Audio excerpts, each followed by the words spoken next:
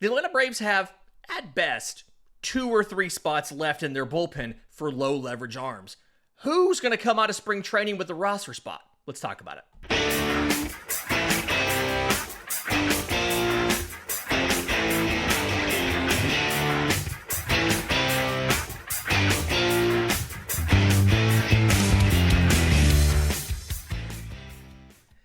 Yes, welcome on in to Braves Today for Thursday, February 13th. Your source of news, notes, and updates on your Atlanta Braves. I'm your host, Lindsay Crosby. You can follow me on Twitter and Blue Sky at Crosby Baseball. You can follow the show on Twitter, Braves_today. We have a Facebook page and an Instagram as well. And you can find all my written work, bravestoday.com. That's the Braves Today Substack, as this is both a podcast and a newsletter. We've already put out a couple newsletters this week, couple more coming before the end of the week. We'll do our usual news roundup on Saturday. Lots of stuff. We're ramping up now that pitchers and catchers have reported. And speaking of, the Braves added 2 more pitchers on Tuesday. We'll talk about that in the third segment. But first, I want to get to these last couple spots in the bullpen because it makes perfect sense if you think about the current construction. 5 of the guys in the pen. Raisel Iglesias is your closer. Your 2 righty high leverage setup men, Pierce Johnson, Daysbel Hernandez, as of now, and lefties, Aaron Bummer and Dylan Lee.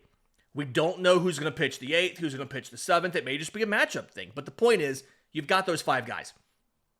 If you have a 5-man rotation, that means you have, at most, 3 spots left in your pen for somebody, right? Somebody to pitch low leverage, to come into a 6-1 game in the 7th and give you 1 or 2 innings so you don't have to pop any of your big 5 there. Let's talk about who those guys might be. And the first conversation I want to have here is who is the third lefty going to be? It's not a guarantee the Braves carry a third lefty, but it feels like they're going to want to have that third lefty simply because we've seen the issues this team has had in the past when they had just Aaron Bummer and Dylan Lee, right? AJ Minter was down, and there were times when you could tell that the guy they went to was probably not the guy they wanted to go to out of the pen because they were saving one of the lefties when they really should have used the lefty there. Having that third lefty feels like it's going to be pretty important. And of those 2 options, Angel Perdomo has the advantage because he's on the 40-man roster. Veteran returning from Tommy John. So he did not pitch at all last year. He's 30 years old. But with the Pirates in 2023, got into 30 games, 29 innings before the injury, 3-2 with a 3.72 ERA. The projection for this year is remarkably similar, actually. 33 2/3 innings. Again, these are the projections from Fangraphs, from their depth chart. It combines the Zips and Steamer projections with Stuff Plus and with the playing time distribution to get all of these stats. They have him at 33 2/3 innings, a 4.01 ERA, so just over his 3.72 last year, a quarter of a run. But doing pretty good with strikeouts, 11.75 strikeouts per 9 innings. And again, in that 23 season, he had 44 strikeouts in 29 innings. So he's shown a proclivity to strike dudes out. The stuff, all we have is what he was pre-surgery. He did not get into any minor league games in 2024.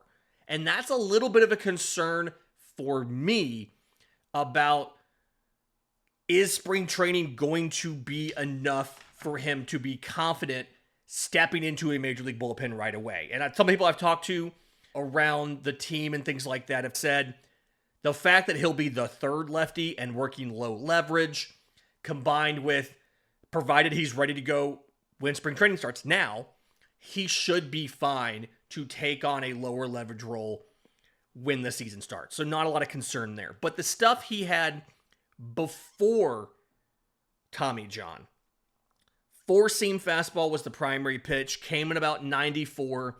Really interesting as far as did not do exactly what you thought, didn't have the same amount of vertical and arm side movement as you expected. More induced vertical break than you were thinking, which means it looks almost like it rises, like it's resisting gravity, resisting drop on the way to the plate. but the horizontal movement, it doesn't move as much as you expect. So, little bit of a tricky pitch for hitters to pick up there. Again, 62% usage, 94 miles an hour. He also has a slider, 31% usage, coming in at 84. More horizontal movement, less vertical drop, right? So it's another slider that it's closer to what you would expect a lefty slider to look like, but it's still coming in a little bit differently than they would. And again, the whole thing behind pitching is you want to do something that the hitter is not expecting. The pitch needs to move differently than they think it's going to. Angel Perdomo, in 2023, prior to his injury, had some of that in his stuff. He also has a really firm changeup, like 91, 7% of the time, almost exclusively for right-handed batters, which makes sense. A lefty needs a pitch that's going to move away from a righty. It makes sense that he'll have a changeup. No big deal there. The big question to me is, what is he going to look like? Again, he has the 40-man roster spot, so he has the advantage. The only other lefty reliever in camp this spring that's not already a lock to be on the roster like Aaron Bummer, Dylan Lee, is Chasen Shreve. Okay, originally drafted by the Braves, so he's the prodigal son returning home. This is something last year he got into, he got into one game, one scoreless sitting for the Rockies, but he pitched for the Rockies, he pitched for the Yankees AAA, he pitched for Colorado's AAA, a bunch of time. They've projected him, Fangraphs, ERA of around 4.5, 35 innings, 8 strikeouts per 9, 3 walks per 9, around there. What he threw in the minors, I'm not looking at the major league start because it was literally 10 pitches. My StatCast dashboard for the minors last year for AAA says really interesting stuff. 34% splitter. I've watched a lot of baseball in my life. I don't know if I've ever seen a lefty splitter. It just I can't, off the top of my head, I can't think of one that I've seen. But 34% lefty splitter. Okay, great. Unique, weird, I'm for it. 34% sweeper. What? What a combination of 2 pitches to throw. He does have a 4-seam fastball, comes in right around 90, 27% usage, and then he's got a slider, 87 miles an hour. He threw it about 4% of the time, didn't use it in that 10-pitch single major league inning, but he threw it in the minors. I honestly don't know what to expect here, right? I don't know. I didn't see any of Chasen Shreve last year. We obviously didn't see Angel Perdomo last year. It's not a lock that one of these 2 guys gets a spot. It just makes sense that the team would try to get a third lefty on the roster if they can.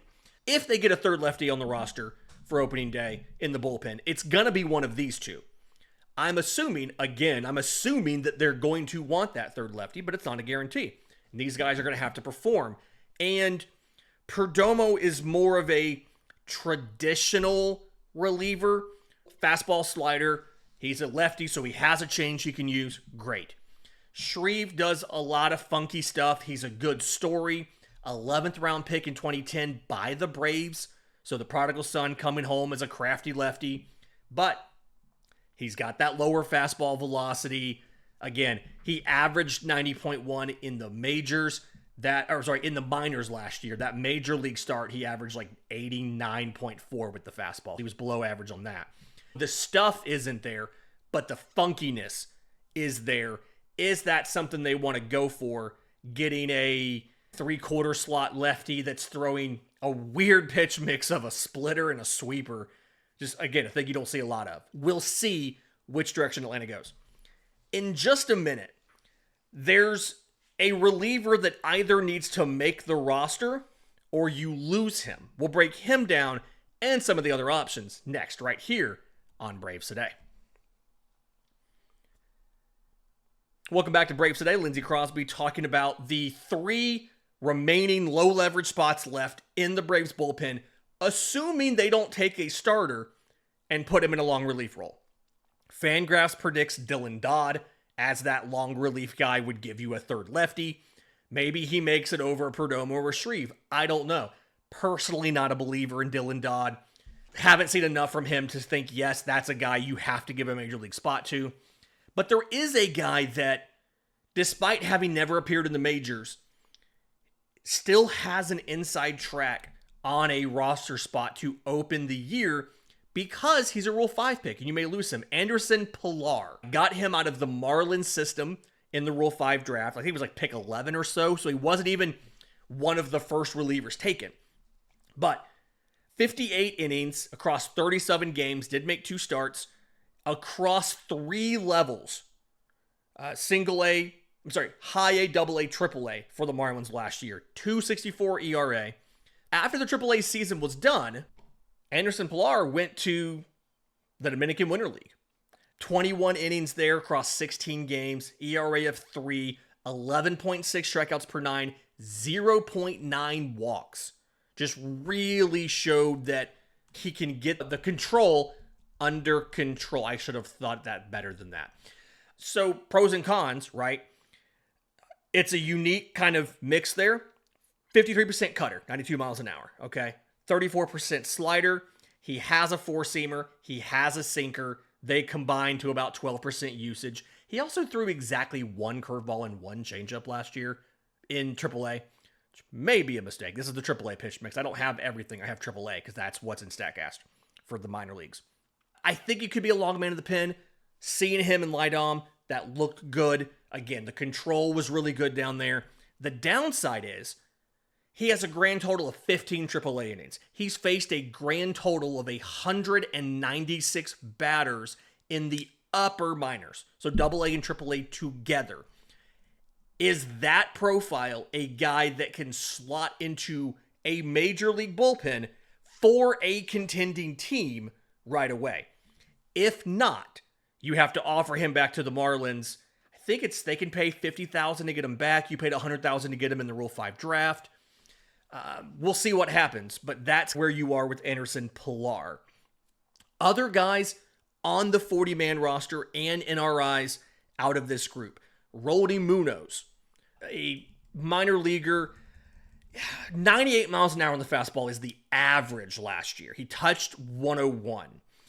But this is something, he has some vulnerability to lefties. He allows a batting average 62 points higher to lefties than righties, a slugging of 250 points higher to lefties than to righties, walk rate of 10.14%. Couple reasons and he's just really not spent a lot of time in the top of the farm system, right?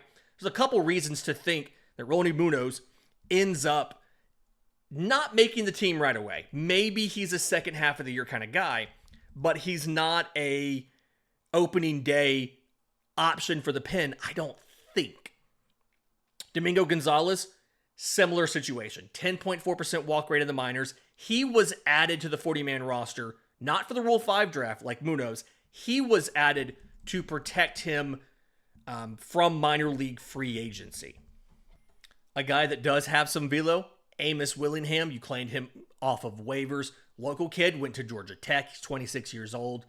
Fastball sits around 97 or so. He's got a cutter, 94, slider at 86. So it's a really interesting 3-pitch mix there, but it's fastball dominant.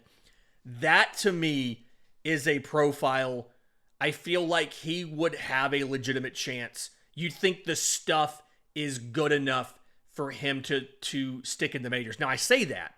He has 19 games in the majors with an ERA of 7.11, right? He had a 6.66 in 2023. Terrible there. And then got exactly 1 inning in 2024 and got lit up in the majors. The rest of this was in AAA. But it's a pitch mix. It's a group of stuff there that makes you feel like if he has a good spring, this could be a surprise add. And again, barring some sort of signing, right? If you bring in a David Robertson, he's absolutely making the squad. He's probably taking Anderson Pilar's spot. You got the 5 guys from yesterday's show. You've got a David Robertson, and then you've got a long man and 1 other reliever from this group of 10 guys in these next 2 segments. One signing blows this whole show up. That's where you are, is a lot of guys. Anybody can come out of this group, but I do the stuff that Amos Willingham has. Now, obviously, he has to harness that a little bit. He has to get a little better with figuring out how to attack major league hitters with it. I will say the slider is really unique usage. It's not like the movement pattern of it. He didn't throw a ton of them in the majors, so we don't have a giant track record to go off of. But it's absolutely different from your standard slider. It's got more sweep, but it's not a sweeper, right? Like it looks like a slider coming in. It just moves more than you'd expect. So I love some of that profile that you see in there, but he doesn't get a lot of ground balls. He can get hit hard, especially because that four-seamer, the velocity is good, but it's right where you expect it to be. He has a changeup. He threw it some in the minors. The changeup's fine. It's hard, 88 miles an hour or so, where you expect it to go. So not a great thing there. But for a work in progress, you could do a lot worse than Amos Willingham in your bullpen. Some of the non-roster invitees, there's some really interesting guys in here. I look at this.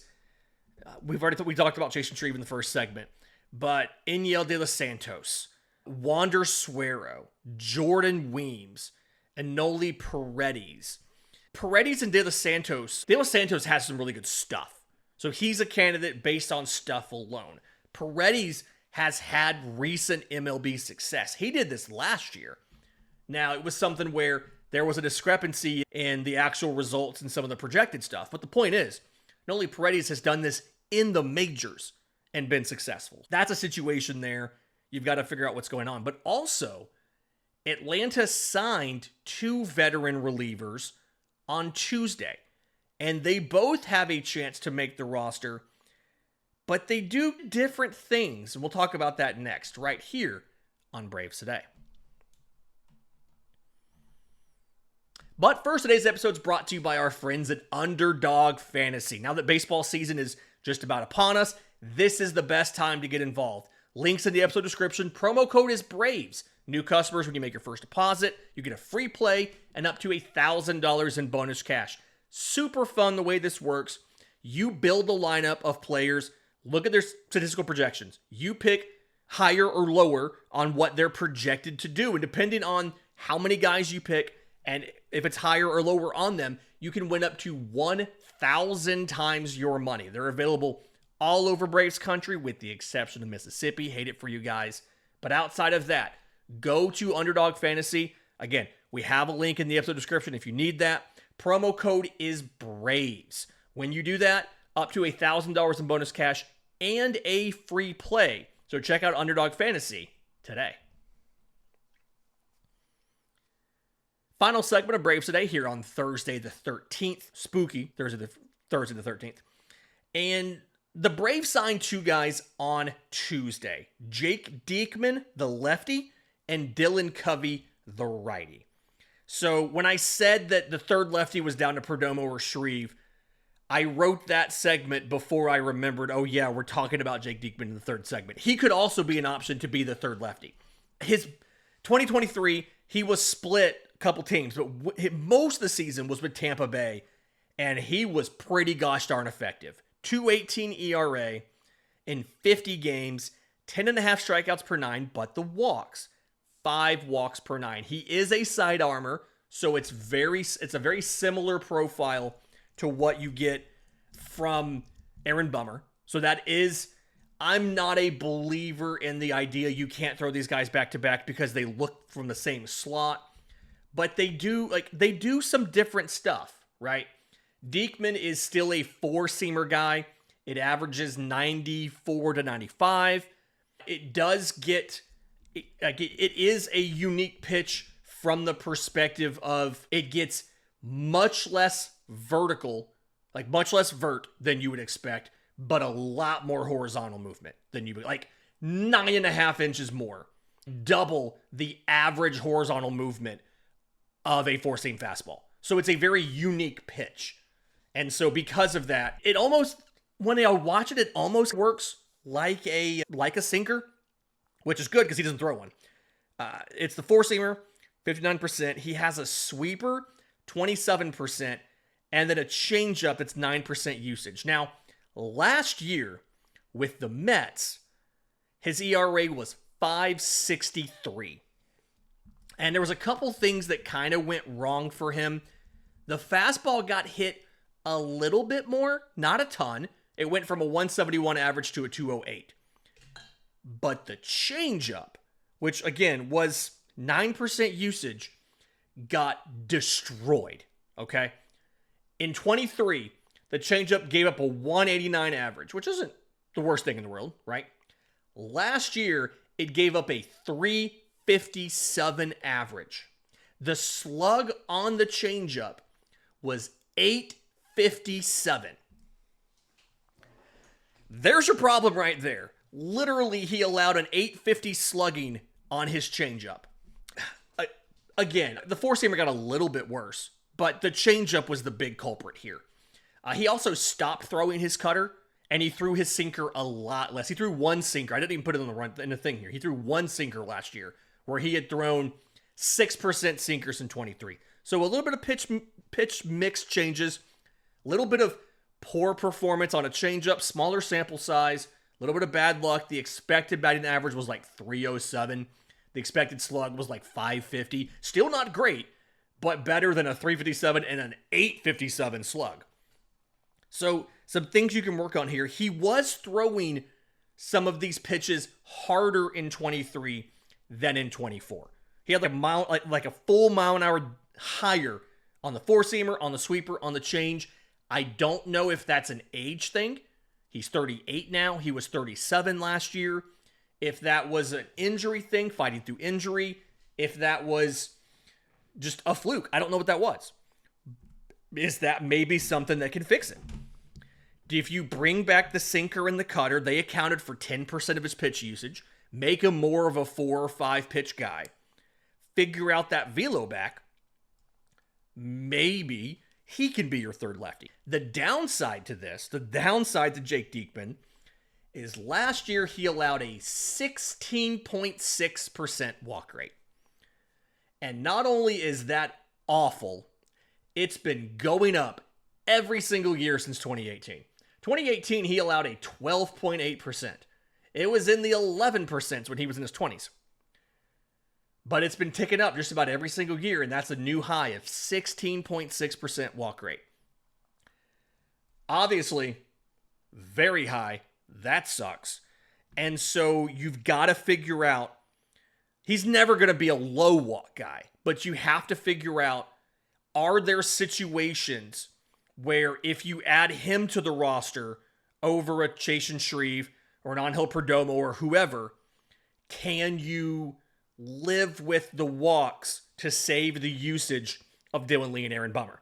Or will he accept a move to the minors so that you can figure out what happened to that velo, get that sinker and cutter back, and then turn around and promote him partway through the season? Is that an option? We'll see what happens. Again, first day in camp was Tuesday when pitchers and catchers reported. That's when I believe the whole signing and everything was official. So we'll see what happens with Jake Diekman. The other guy they brought in, right-hand pitcher Dylan Covey. His stats also from 2023. He was with the Phillies. He dealt with injuries last year, was in their minor leagues, never appeared in the majors last year. But in 23, 3.77 ERA in 43 innings. He made a start, 29 appearances, but 43 innings. So a little bit of length there. He also has some velocity, averaged 95 on the fastball. You can see Dylan Covey feels like the kind of guy that Atlanta might try to pull a Grant Holmes with, right? You grab him, you throw him in the minors, you work on some stuff, and if you can make him do a swingman, okay? Because he can give you a little bit of length. He's got good fastball velocity, 95.1 miles an hour in 2023. That season, really nice kind of showing on the fastball, 69th percentile on that. Barrel rate of 4.2%, ton of ground balls, 53.5% ground ball rate. Keeps the ball on the ground, which means he's not giving up barrels, harder to get home runs. He's also not getting a lot of swings and misses. There's not a lot of whiff in this profile. Guys are chasing, but it's a lot of foul balls because it's another lateral game. It's another east to west game. It's not north and south, focused on swing and miss. It's focused on weak contact and ground balls. Sinker's the primary pitch. Again, 2023, 41%. He had a shoulder issue last year, didn't pitch a ton in the minors, So I don't even have accurate like AAA StatCast data that I even want to trust for 24. But in 23, sinker was the primary pitch, had a cutter and a slider, 22% usage on those, so even as a 3-pitch mix, and then mixed in a splitter, 5%, a sweeper, 4%, and a changeup. So it's a 6-pitch mix. Now, there's some handedness things here. The sweeper, almost all of them were to righties. All of the changeups were to lefties. It's a lot of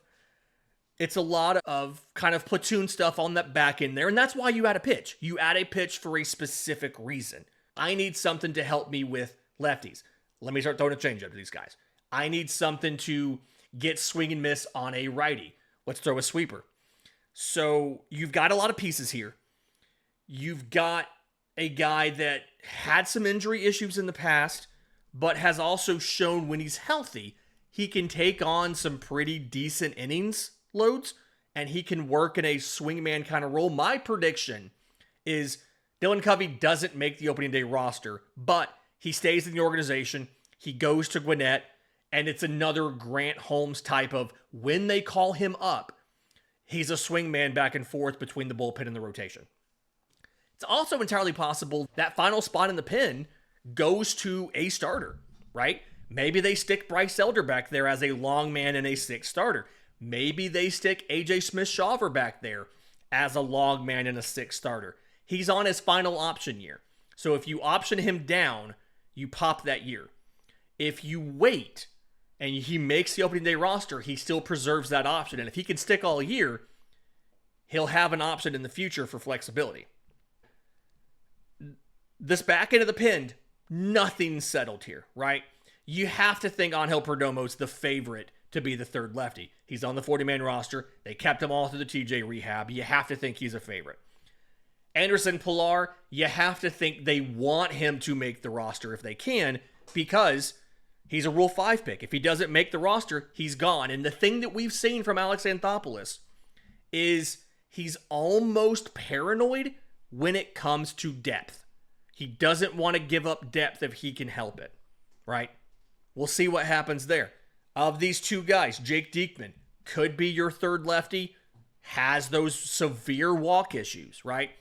Dylan Covey, 1, has to be healthy. 2, really has the profile of a starter over a reliever. Maybe you can make him into a long man, a swing man with some time in the minors. But either way, gonna be interesting to see what happens and what comes out of camp with these guys. First game is next week. We'll hopefully get some answers sometime soon. In the meantime, if you want answers, tomorrow's show is going to be me talking to one of the beat writers from down in Northport about what's been going on in camp, what are the vibes like, what is he hearing from some players. Really excited to do that. In the meantime, if you're listening on audio, do us a favor, leave us a 5-star review. If you're on YouTube, subscribe to the channel, hit the notification bell so you know when we drop the next episode, and maybe also leave a 5-star review. Tell a friend. That'd be great. Until next time, this has been Braves Today.